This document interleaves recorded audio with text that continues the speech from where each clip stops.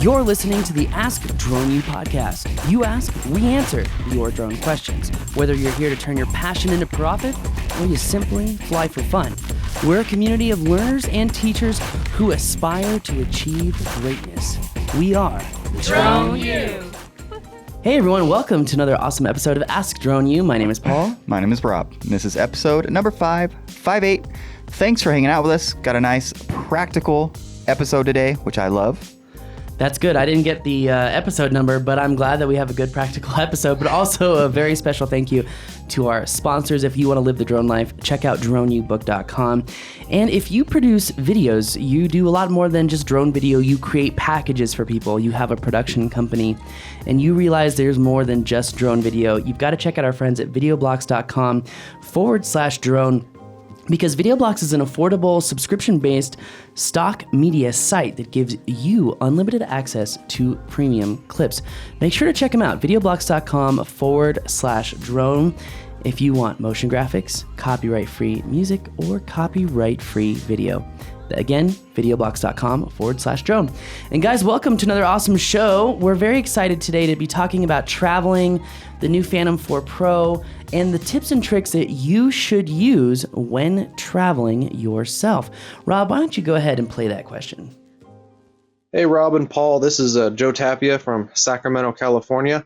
I had a quick question regarding traveling with drones, specifically Phantom 4, which is what I have.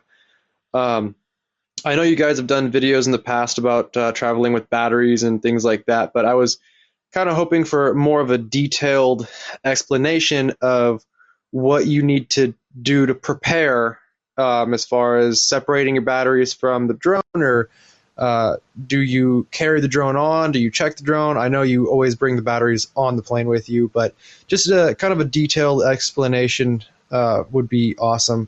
And I'm sure other people would like to know that as well. So thank you very much. I love the show. I've learned a lot from it. And take care, you guys. Bye. Well, my friend, you ask a very good question, a question that affects a lot of people, because bringing your drone on a plane when you're traveling is now going to affect a lot more people than just yourself. And if you don't do it properly, well, you could burn a hole in the plane.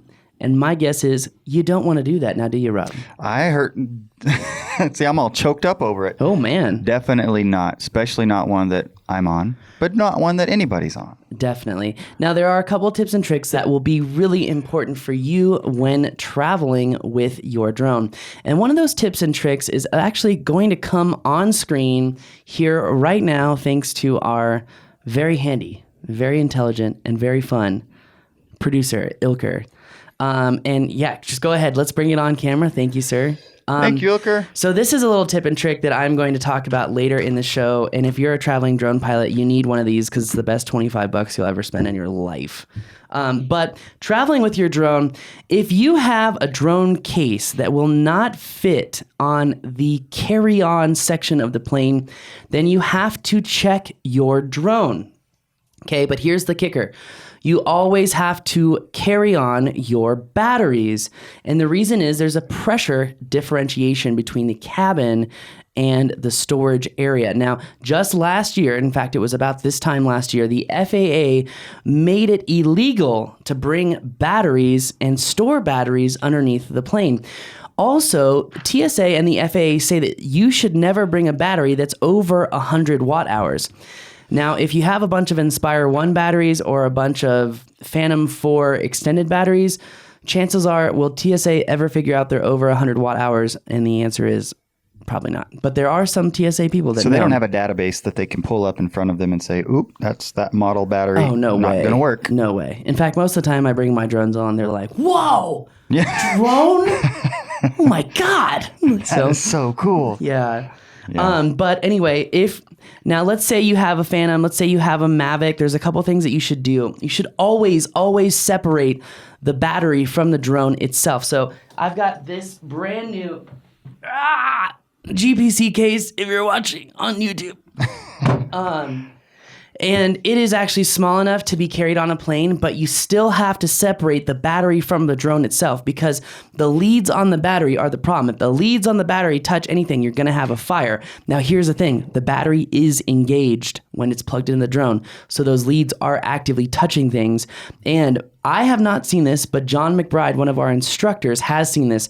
Someone left a battery plugged into a Phantom 3 Pro on an airplane, and it caught fire midair. That's brutal, to say the least. Okay, I just want to clarify. When you say separate the battery from the drone, you mean disengage it from the drone? It can be in the same case. Yes. Just not in the drone. So see how it's in the drone right now?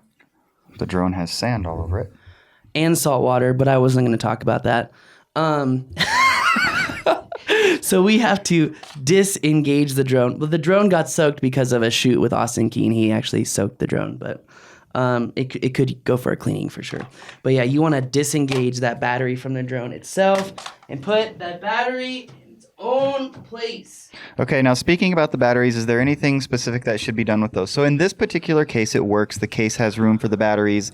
You can carry it on. So that's a nice solution to traveling with your drone and the related batteries, depending on how many batteries you have relative to the size of the case that you have.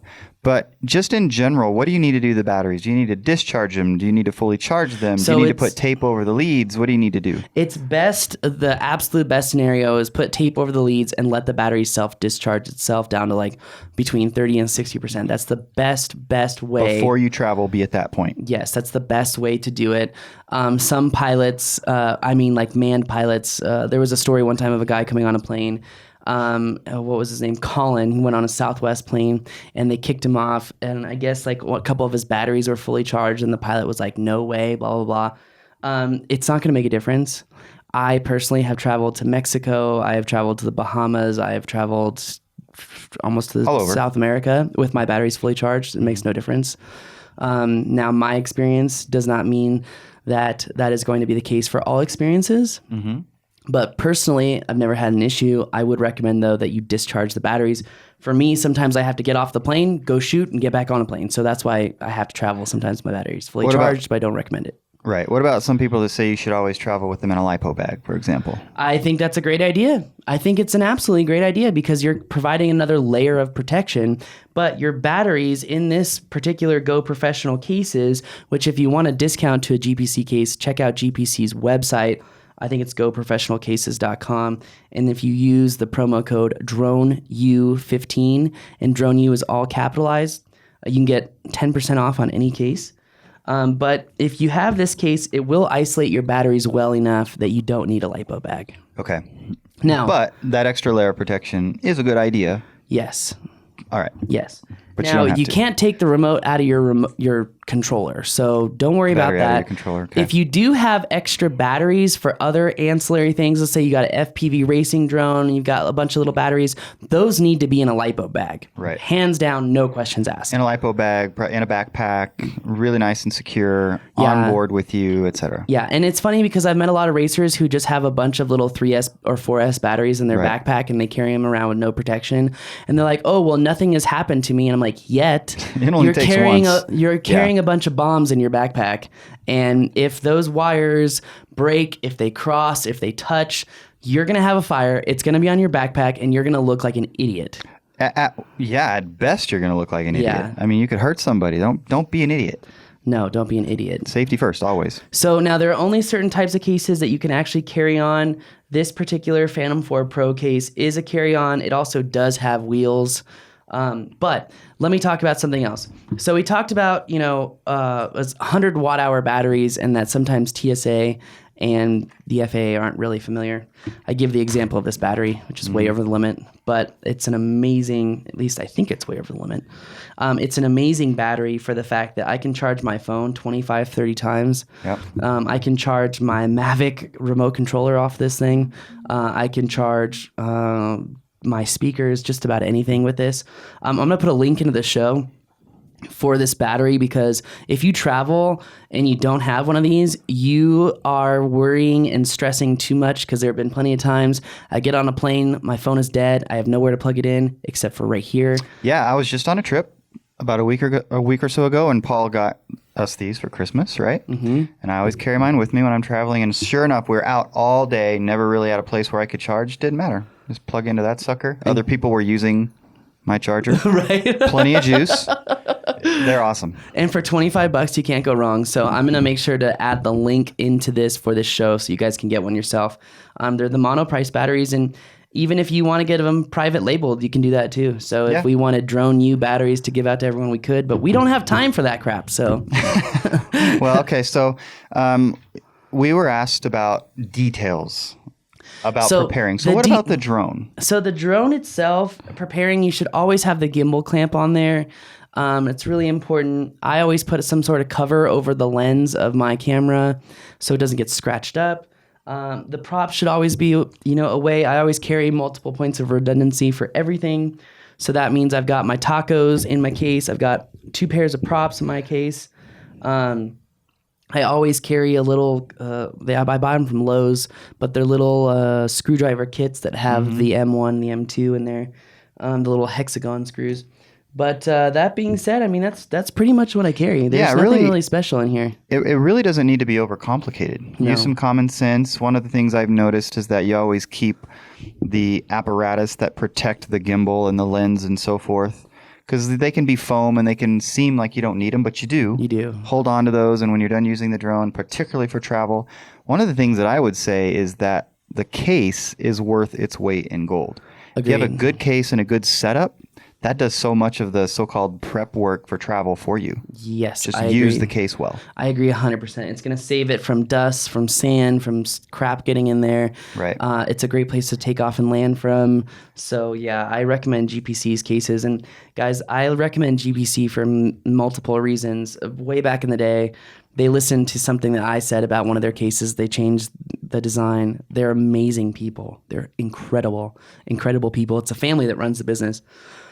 And if you hear their story, you'll want to buy their you would want to buy their stuff too. I don't even know. I'm not even sure how much detail I can really even go into, but I trust these guys wholeheartedly. Yeah. And they're great people, and I love buying things from great people.